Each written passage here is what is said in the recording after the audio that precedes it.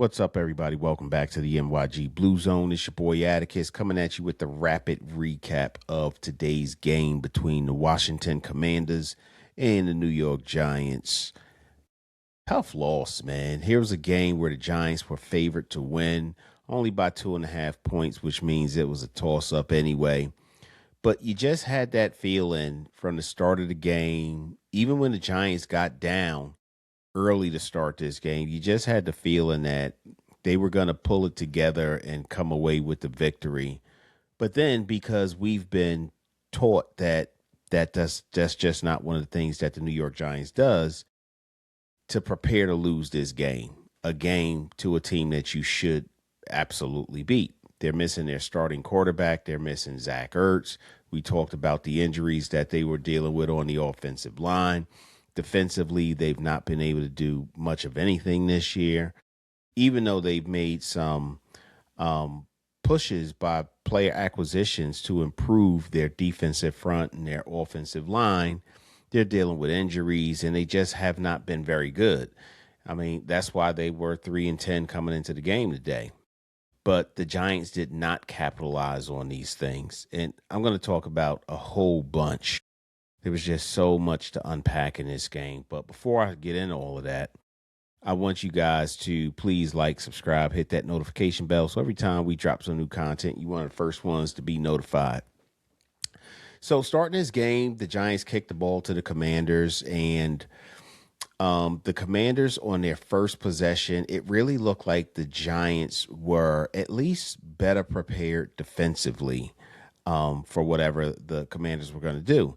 And we knew going in that they were going to be a heavy run team because they were missing Jaden Daniels. They didn't have Zach Ertz, and they have a pretty good running back room.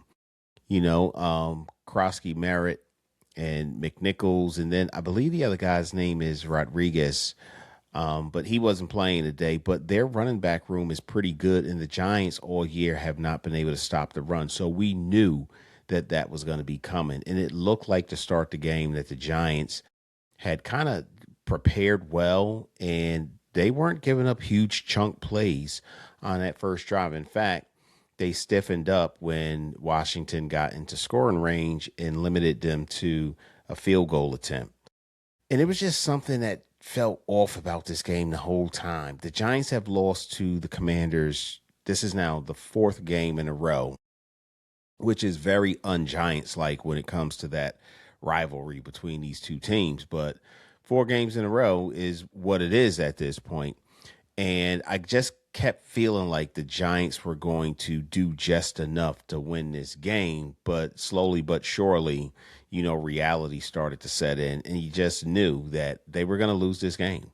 The defense eventually started to give up huge yards. I shouldn't even say huge yards, but 5, 6, 7, sometimes 8-yard runs to this Washington Commander offense. And you can't keep giving up plays like that and think you're going to win the game. And that set up the play action. So Marcus Mariota, he didn't have a really good game, but he was pretty efficient. He was 10 for 19 at 211 yards, 1 TD, took 2 sacks. He did fumble on one of those sacks, and we'll talk about that. But he played efficient enough. He just needed to manage the offense, and their offense pretty much did what they wanted to do for the most part. I mean, they did have to punt the ball 4 times, and it's so weird because the Giants defense in some respects looked better than they have in a while, and then others they just could not stop them on certain third down plays. So it was disappointing. And then they gave up a bunch of second down and long plays that turned them into first down. So they never even got to third down. But when you look at what the Giants were able to do defensively, and I was pretty happy to see Abdul Carter finally showed up. And it was said on the broadcast that he had his best practice all year, and it showed on the field. This guy was the Abdul Carter who we were hoping we were getting when we drafted him. Quick look at his numbers. He had 5 solo tackles, 2 assisted. He had a sack, strip, forced fumble, and he even recovered a fumble on. I don't know who. Actually, that was him tackling, but that wasn't a sack. He even recovered a fumble on another strip tackle, which was pretty cool to see. And at that point, the game, you were starting to feel like there's no chance that the Giants could get back in this game and win it. And he came up with a big play defensively. The Giants were not able to convert on it, but he did show up and play well. You still see a lot of the weaknesses in the Giants defense. Number one, they can't stop the run. Number two, their coverage skills just break down so quickly. They have such bad technique. Sometimes they get a little bit too handsy and they get a PI call. I do think that that call against Cordell Flott for pass interference was not a good call by the referees. I thought that was a normal play on type of play, but that extended the drive for Mariota and the Commanders at that point. But even starting off the game, the Giants got down early. I think it was 10-0. Then it turned into 13-0. And the Giants finally scored on a Tyrone Tracy run, which was really nice to see. By the way, Tyrone Tracy Jr. had a really big game, but I still felt like it was just weird. I felt like they had opportunities. The defense, while they continued to um, collapse in certain situations, they did get the ball back to the offense. Big problem for this team continues to be special teams. They gave up another touchdown, this time a punt return for a touchdown with bad coverage and even committed a penalty on that play. So disappointing. Young Wei Koo is, and granted, these were longer field goals, 52-yarder and I think a 53-yarder that he missed, but the guy cannot make field goals. And MetLife Stadium is already difficult enough. And if you thought signing a kicker who got cut from a team who played in a dome was going to have better accuracy in MetLife Stadium, you were sorely mistaken because the guy cannot kick through the field goal, the goalposts. I mean, and they're big yellow with flags on the top to help you to determine wind direction and wind speed. And he's just not a very good kicker. And honestly, it is what it is. They got him off the scrap heap in the middle of the season. The Giants did a poor job of ensuring they had the right personnel going into the season. And I really hope that no matter who the next coach is that comes in, who the next general manager is that comes in to lead this franchise, that they do the right thing and get an adequate field goal kicker on this team. I thought that Johnston, I believe is his name, the punter that the Giants signed this week, because Jamie Gillen wasn't able to go, was a good signing because we did need that. Special teams has just been terrible, terrible. But he did a good job of ensuring that he kicked the ball high enough and in a direction enough that it needed to be for our defenders to get there. But again, special teams tackling angles have been bad all year. Failed us once again. The Giants also, like I talked about, Young Wei Koo, he missed 2 field goal attempts. The Giants did move the ball well enough to getting into scoring position a few times, and unfortunately, they fell apart each of those times. 2 times through missed field goal opportunities by Young Wei Koo. One time, the Giants had the ball first and goal at the 1 yard line as a result of a pass interference call against the Commanders. We get the ball first and goal. Jackson Dart runs the ball. The referees determine that they want to bring him into the blue tent to see whether or not he got a concussion. Didn't look like much on that play to me, but it looks like they really playing him close. So they brought him in. Jameis Winston comes in, and they lose yards on the next 2 plays. Jackson Dart comes back in on a 4th down, and they are unable to convert when they had the ball at first and goal at the 1 yard line. That's a situation where you might have wanted to give Young Wei Koo an opportunity to kick the field goal. but they did not. They tried to go for it, and they did not convert. Washington got the ball, turnover on downs. Another play that stuck out to me, Darius Slayton. He has been wildly inconsistent. He certainly has not lived up to the contract that the Giants signed him to this year. He dropped a big third down. I think it was 3rd down and 8 or something like that. Dart put the ball right where it was supposed to be. Um, Darius Slayton bobbled the ball and did not come up with that completion. I can't understand that. Another play, deep shot down the right side of the field. Jackson Dart puts the ball right where it needs to be after Darius Slayton split 2 defenders, streaked up the field, got open, wide open. Jackson Dart saw him, put the ball right where it needed to be, and Darius Slayton once again drops a very catchable touchdown pass. This wasn't even one of those 50-50 bowls. It wasn't one of those bowls where he had a chance to catch it. It hit his fingertips. No, this was a ball that was in his hands, and he didn't even have a defender touching him, and he just dropped the pass. Very frustrating, very irritating by him. What was even more irritating was the Commanders kept losing players throughout this game. There were injuries that they were suffering where they had some players that they needed on the field. Their left tackle was one of them. They also had one of their receivers who went down with an injury during the game.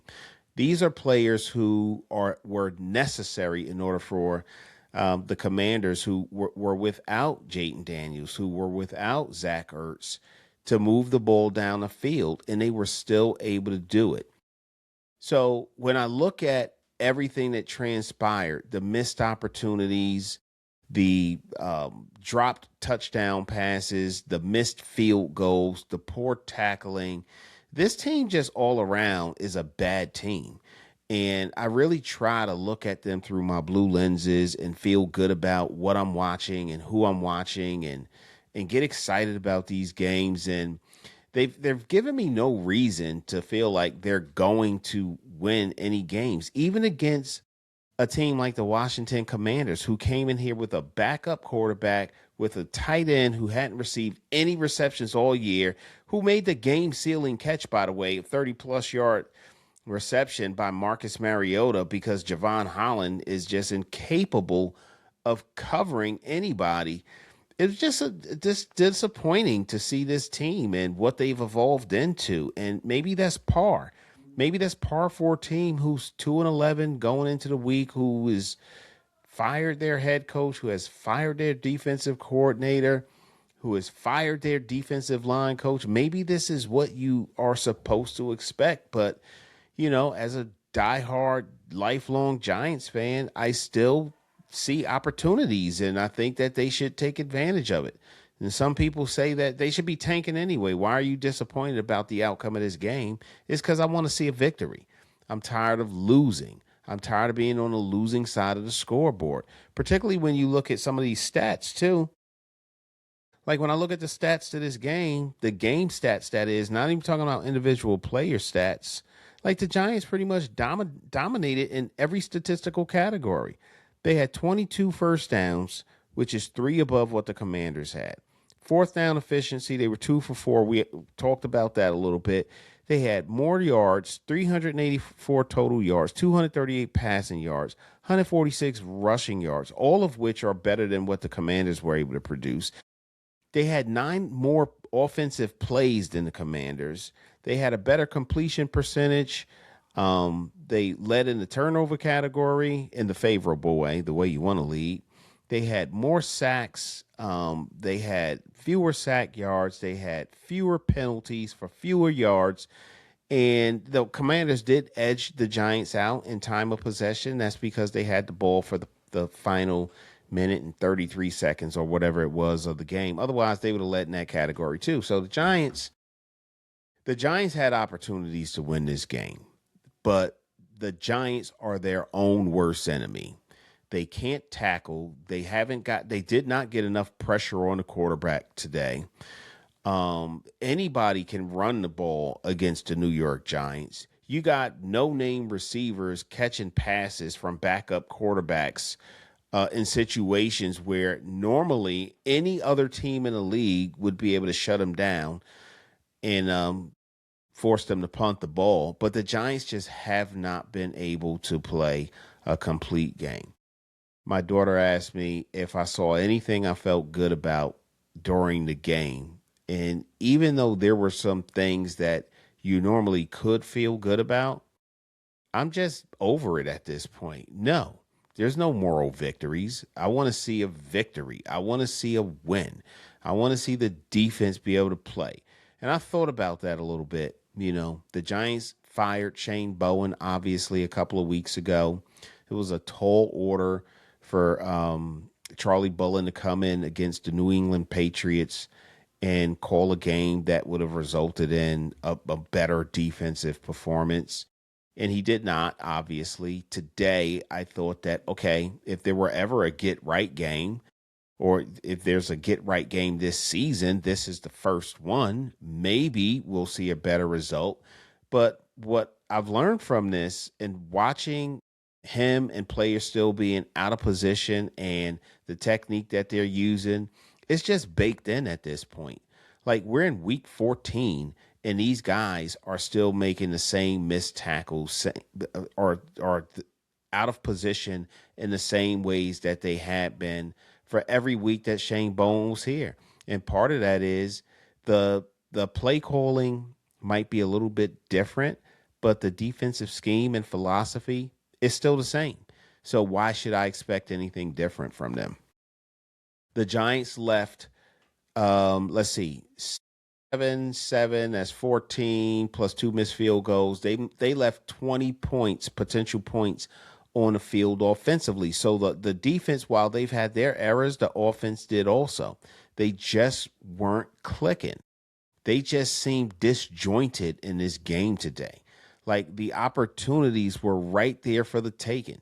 Jackson Dart was not placing the ball where he needed to near the end of the game. Like, why aren't you leading Wan'Dale Robinson? Like the announcer even said it, lead him in a direction to bring him by the pylon in the end zone. Lead him in a direction where it's bringing him towards the sideline. And that's where you throw the ball. And those would have been completions. There was nobody to the left side of the field on any one of those attempts.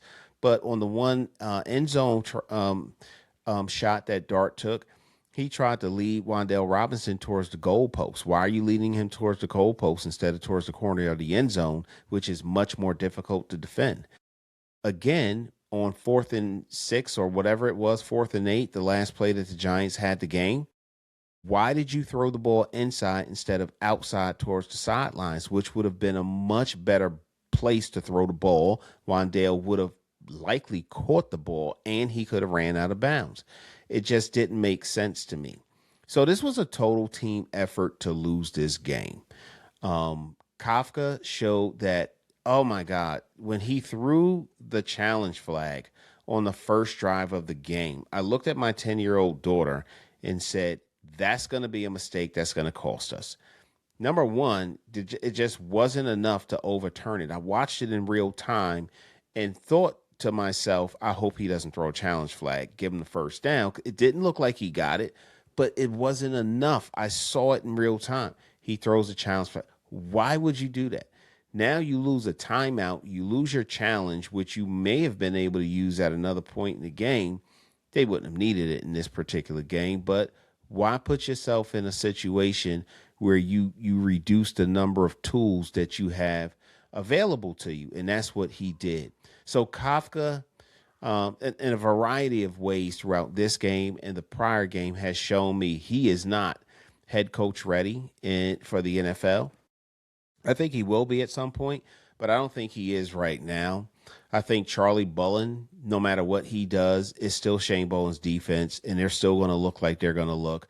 Dexter Lawrence is still a shadow of his former self. Maybe it's scheme, maybe it's philosophy, maybe he's dealing with an injury. I don't know what it is, but he has really been a non-factor more than he has been a contributor to what we used to see as a dominant New York Giants defense. Darius Slayton, way too inconsistent, dropping passes that should have been caught to extend drives, should have been caught to put points on the board.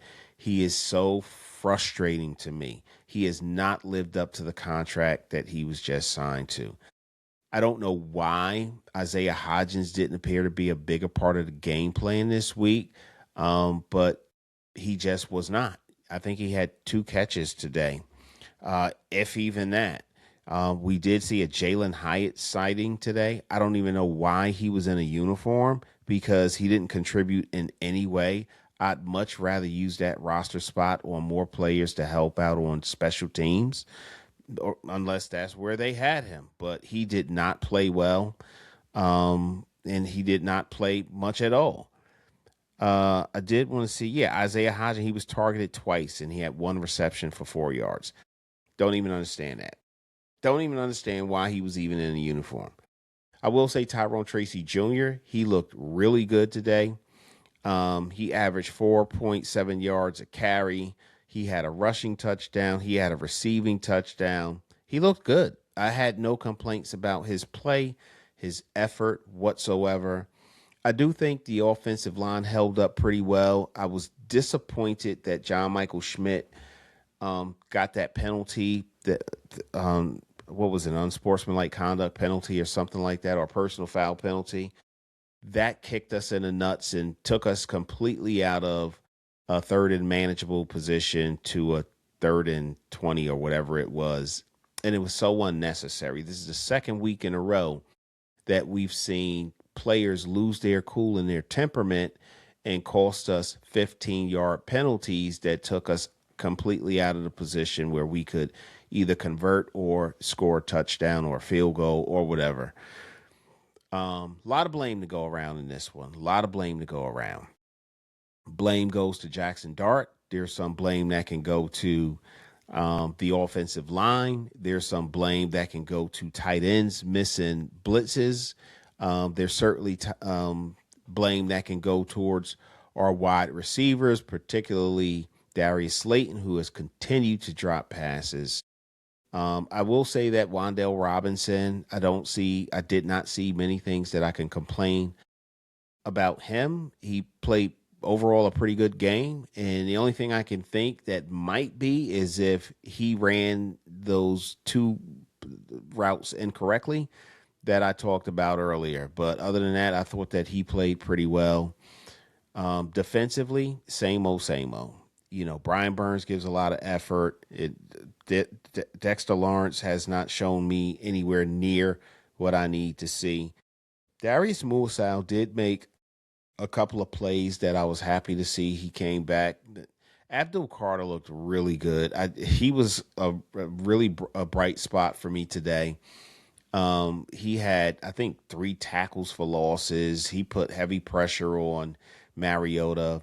He had that strip sack against Mariota. He also recovered. I think he knocked the ball out of the running back's hands, and ended up recovering that fumble as well. So he had a really good game tonight. But everybody else was like, like, what are y'all doing? It's almost like, I don't know. I don't know. You know, we are still the number one pick in next year's draft at this point. Next week we are hosting the Minnesota Vikings, another team that the Giants should probably beat. And I'm going to do a post game, a pre-game show for that one also. But again, this is just my rapid recap of today's game. Very disappointing. The Giants should have beaten this team. My boy TP said the Washington Commanders was ass. Pulse. I don't know what that makes us because we couldn't beat a team that he described that way. It makes me very, very disappointed as a Giants fan who invests so much of his time, his money, his sanity to this football team. But a lot of blame to go around. Washington Commanders came into MetLife Stadium. They handled their business, even though they were shorthanded.